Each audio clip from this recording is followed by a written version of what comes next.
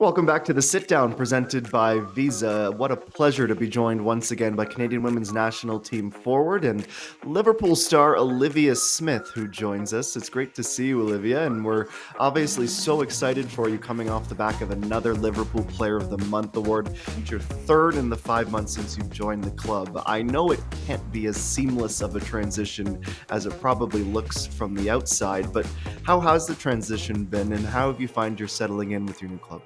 Honestly, it's been great. I definitely think, obviously, like with any kind of transition, the beginning's always a little bit difficult, just trying to find my feet. But the club has been great. The staff, my teammates, even just the fans, the club itself is awesome. So yeah, just very happy where I am. Just watching you from our perspective in the media, and I'm sure the supporters feel the same. It's obviously great to see you grow, and we're exceptionally proud as Canadians to see your stock continue to rise in this game with all the hard work you're putting in. But if we could maybe take a minute or two just to sort of dive in more, not just the transition per se, but how you attack the game mentally and prepare for the game, and how that's maybe changed over the years. Because obviously, when you do start with a new club, it takes time, like you rightfully say. But when you think of sort of the minutia of what it means to play in the WSL, how have you discovered that, and what are you enjoying about the challenges and opportunities in this league? Yeah, I definitely think, for example, the transition from Portugal to the WSL, which is, I would say, the biggest league in the world. Mm, Obviously, things change in terms of, obviously, my habits now are different. The schedule looks different, and just like the standards, I would say, are different within the club. But I mean, it's like with anything, you just adjust. And I think it was easier for me to adjust because it was something that I was looking for. And it's mm. like a challenge that I really needed. And which is why I made the move to begin with, because I feel like I always need something different to challenge me. And I feel like I'm being challenged within this club and throughout with my teammates in training, even just in the games playing against top players who are playing for their national teams as well. So I think just taking learnings from everybody, from the club, staff, my own teammates, and even our opponents. And just on that note of the WSL being the league in women's football right now, and there's the NWSL, I'm sure would love to challenge for that someday. The NSL, I'm sure would love to challenge for that someday. But there is a short but mighty history in this league, and the stadia that you get to play in, the level of competition, and all that. And you're in the middle of this change, this transition to being a face of such an important league. I know you players are asked a lot of times, and I doubt it's something you focus on a day-to-day basis, but as one of those figureheads, one of those stars in the best league in the world, how do you balance the challenges and really the privilege to be a role model for these young players, and within yourselves to keep pushing the league so that the WSL stays as the best club and Liverpool stays as one of the best clubs in the best league in the world? There's definitely adversity that comes with, becoming a face. And I think for me, it's an honor and a privilege to be considered as one of those, and for younger players or just any kind of player to look up to as well. And then I don't really think of it in a way as to where I think, the face. I just think I'm contributing to this team. I'm happy where I'm playing. Getting to experience playing in Anfield or some of these massive stadiums is just amazing. And it's honestly a feeling that can't be described unless you're doing it. But yeah, I think not really looking at it as a day to day basis at all, but it's a privilege just to be seen in that light. And being new to the league also Yeah. is just like an honor, obviously. So yeah.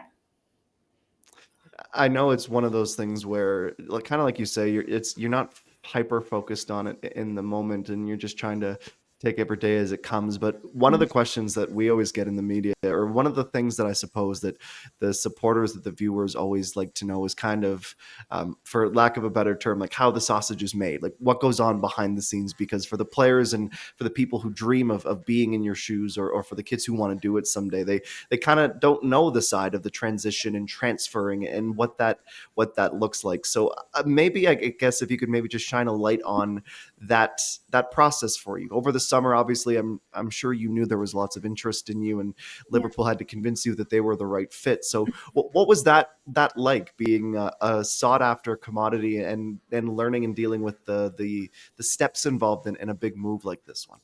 Definitely the biggest thing was my agent played a big role, as well as my family. And we like to just keep our options tight. So I think the biggest thing is obviously just ruling out thinking of where I want to be in the next 5 years. What kind of growth do I want to see in myself? What can those specific, let's say, top four clubs can provide for me, and then just deciding from there. And I think a big thing for me is I like to keep my head down, and just just trust the grind. Obviously, I think it's easy to get lost in the mix when you're kind of dipping your nose into everything. So Yeah. I think a big learning for me is just to keep my head down, trust in the process with my family and with my agent, of course. And yeah.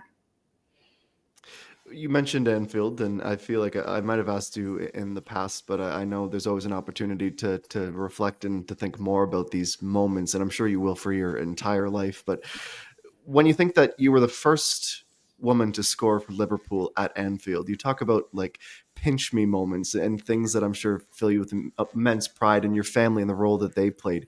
How do you look back on that experience? And hopefully there's many more, but that first one must always be special. Definitely think now it's sunk in at the fact that that happened. I think in the moment it's just okay. We scored, especially against a team against Manchester City in Anfield. Even just to have my family present in that moment meant the world to me as well. But now looking back at it, it's like wow, like this is just the beginning, and there's many more to come, and not just for me, but whoever comes into my place in the next couple of years. I mean, there's just it's just so exciting because there's so much time and a lot of growth is happening in the league as well. So more matches will be played there. So that's even more of a bigger opportunity for whoever's next or for the next year for me. Yeah, and that must have been a surreal moment just to share that with your families. As you rightfully say, they're so heavily involved in the process for you and as your support system. So I actually didn't know that they were there with you to see it. Can you maybe just describe that moment after the match and maybe who was smiling the most out of the bunch of you? Definitely my dad, and I could actually hear him amongst all the roars of all the fans. I could hear him, and I remember having. I think it was one of my coaches mentioned that my dad was literally running down the stands, just like screaming. So I kind of wish I was able to see it. Unfortunately, I was down at the time, but I mean, just to know and to hear him, it's just a dream because I know Liverpool, obviously, it's dream club, favorite club, and it's a club that he loves. And for me to do that at Anfield and a historic goal like that to be the first woman is amazing. That's such an incredible story. Thank you for sharing that with Yeah, us. My you're welcome. goodness, just to think, like you hear these stories and we get to know you a little bit from our perspective. Excuse me, in the media, and you go, oh, she's still only 20 years old. I imagine just to maybe stay in the realm of family, and obviously this is your dad's club, and that's passed on, but do you think that there's no bigger influence for you than what your family was able to provide? Maybe it was your dad as the Liverpool North Star, perhaps trying to write this in the stars, but to go from Penn State and Portugal and England and to do all of this so young and still to have the time that you say, Mhm. do you think that's in large part because of your family's influence on you? Oh, 100%. I think everything that I do really is driven by obviously myself, but also just my family. And I always know that they want the best for me and they always guide me in the right direction. So every choice that I've made has led me here. And I think that says a lot about the influence that they've had on me throughout the years. Love to switch gears and get into the women's national team now. That's why we have the pleasure of speaking with you today, just because the Pinatar Cup is around the corner, and it's a big story. Casey Stoney's first camp as a coach, and you as players, and I'm sure Casey and her staff are really enjoying this time together to talk philosophy and talk about future and how you want to play, and then try to tackle these three matches. And in a year where there's no obvious challenge Yeah. for you guys just in terms of the competitive matches, no World Cup qualifying, no Olympic quadrennial cycle, you're at the beginning of it. So do you maybe find that there's a bit less pressure, Olivia, to get this settling in process done because you have a bit more time? And just on that, what have these first few weeks been like with your new coach? I definitely think a lot less pressure just knowing, okay, no major competitions are coming up. Now we have time to really find our feet as a team collectively. And I think everyone can say the same. And especially just, finding a system that works best for us will be really important. But definitely excited just by the past few weeks have been, conversations with her. Definitely looking forward to it. She's been amazing. And to add to that, some of my teammates actually in Liverpool and some of my coaching staff, they've had nothing but amazing things to say about her as well. Just her personality, she's passionate, driven, and definitely something that I love in a coach, to push me, but even just all of my teammates to be better. So yeah, definitely looking forward to how these games go. And without revealing any big secrets or the X's and O's, what have some of the priorities been with this new identity that you and your teammates want to try to be? New Canada, I suppose, when you get to that point and it becomes comfortable. What would you say are sort of like the overwhelming, not intricacies, but the thoughts and the type of football you want to play? I mean, easily said, scoring goals. And I think that's definitely something that, not something that we've struggled with, but definitely when we get into the final third, we can definitely take more opportunities. We can win games by more than 1 or 2 goals, while keeping our defensive strength. So I think that's really the biggest point for us, is just creating chances and scoring goals. And I don't want to spend any time, quite frankly, going back and revisiting history and everything that's happened in the past. But what I like about what stands out to me about what you say there is you want to score goals. So not only do you have a new coach and a fresh start to redefine your role within this team, but as someone who is famously very good at scoring goals, Olivia, you Yeah. must be thrilled with this clean slate and a chance to grow under Coach Stoney. Yeah, I think my smile says a lot for about how excited I am just to get started. I mean, we had a couple sessions already, and I mean, all I can tell you is it's really exciting for the way that we're about to be playing. We won't be withdrawn at all, so super excited.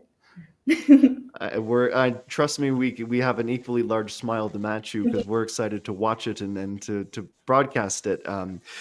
Look, you mentioned the grind, and I don't want to sort of put words in your mouth, but when I hear athletes, when I've been able to have the chance to speak with them, and that's something that they bring up, it seems as though those sorts of athletes, you guys aren't very difficult to motivate. But when you consider everything that did go on, and again, without sort of revisiting the past, it seems like you had a lot of opportunity for motivation and you grabbed it with both hands. Is that safe to say that there's been no shortage of fuel and how that's helped you keep this really strong form you're on?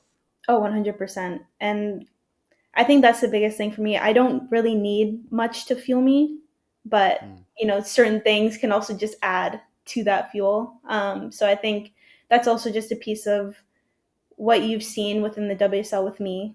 That's part of it, just to prove that I feel like I deserve my place here. And now that we have a new coach as well, just being able to express that even more so now, with fresh eyes, I guess. So yeah. What would you say, Olivia, was a better goal from you personally? Was it your absolute screamer against Korea late last year, or was it yours against Brighton and Hove last month? I'm gonna be honest with you. It had to be that solo run. Yeah, that was unbelievable. Would you have gone through 100 more defenders? It felt like watching that you weren't going to be stopped by anybody. No, I would have gone through the whole team if they were all in that back line. I, I was getting that goal. Touche. Okay, no arguments there. And I guess I'll leave you with a look to the future, and obviously we'll see you and your teammates very very soon. Yeah. But when you look at 2025 as a whole, I mean we're almost 2 months in, which is kind of unbelievable. But also there's still so much to go and so much to learn and accomplish. What do you think this year can bring for you, for your team, or what do you hope this year brings? I think the biggest thing for me, and I think also the team, would just be just clarity in us, in our new identity. Yeah, really. Just understanding what our roles are, and obviously just sticking to the grind, and staying motivated throughout the year.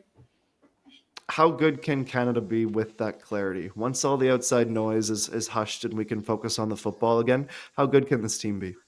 Literally can be described in one word, which would be unstoppable. I mean, because we have all the quality in the world. And I think it's just super exciting once we all find our feet. It's going to be scary for other teams. I can tell you that.